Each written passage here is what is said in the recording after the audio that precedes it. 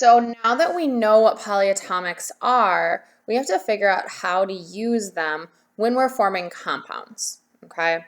So if you can see here, I kind of zoomed my camera out for a second. These are the things that I've got out on my desk right now as I'm working through this. I have some paper where I'm going to scratch, I'm going to write down ideas, go through this, figure out charges. I have my list of polyatomics so that I can refer back to them as I see names. And then I've got my periodic table. My periodic table is going to be important because I'm going to need to know oxidation numbers of my individual atoms as I make these compounds, okay? So as I'm looking at this here, I've got two examples that we're going to go through. You'll notice they both use the polyatomics that we just talked about in the last video. So we've got sulfate over here and hydroxide over here, okay? So in this first example, let me zoom in a little bit so that you can see specifically what I'm writing.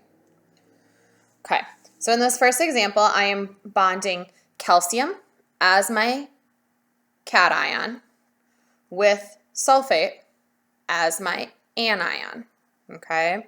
So that means that calcium is going to have my positive charge. It's going to be written first in my formula.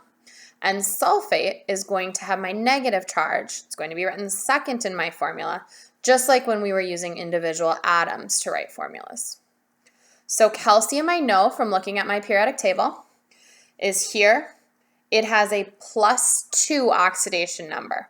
Remember, +1, first here, +2, second here. So calcium is going to have a +2 charge. Here's sulfate. I can come over here to my trusty list if I don't remember. Sulfate is right here. It has a -2 charge. Okay, so thinking back to what we did before, we want a compound where our pluses and our minuses balance out. They equal each other out. So we have an overall neutral compound. So +2 balances with -2 already. I don't need to double anything or multiply anything.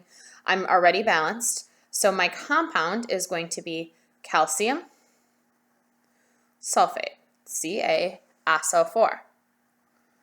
Seems pretty easy.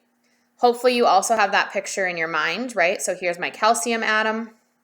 We just looked before. We've then got sulfate, which is a sulfur, with 4 oxygens bonded to it.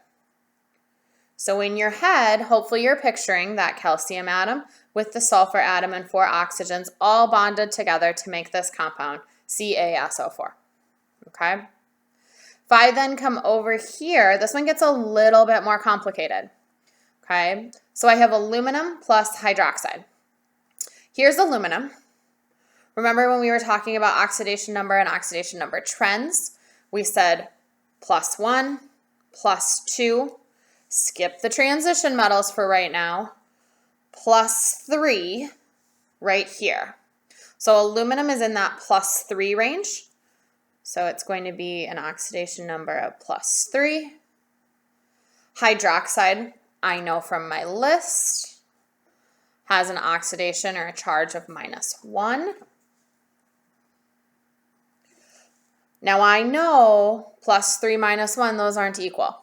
So in order to make them equal, I'm going to have to multiply one of these, okay? I'm going to multiply my hydroxides, so I need 3 of these, okay?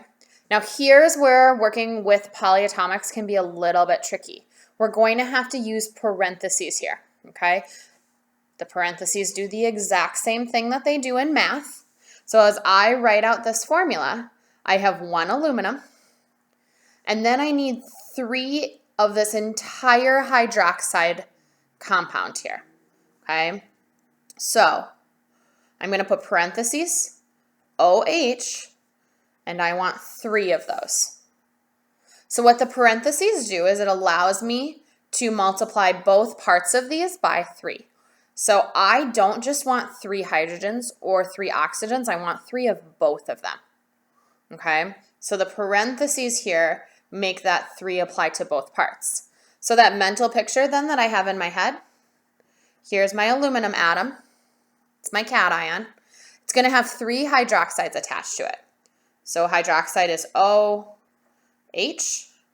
Here's another OH. Here's another OH.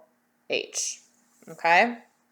So aluminum with 3 hydroxides around it. Hopefully that makes sense. You've got a little bit of a picture in your head of what we're talking about here, and you see how we're going to write the formulas. On the next couple of slides, you're going to get some practice writing those formulas, and then once you're feeling good, you're going to go take that first quick check.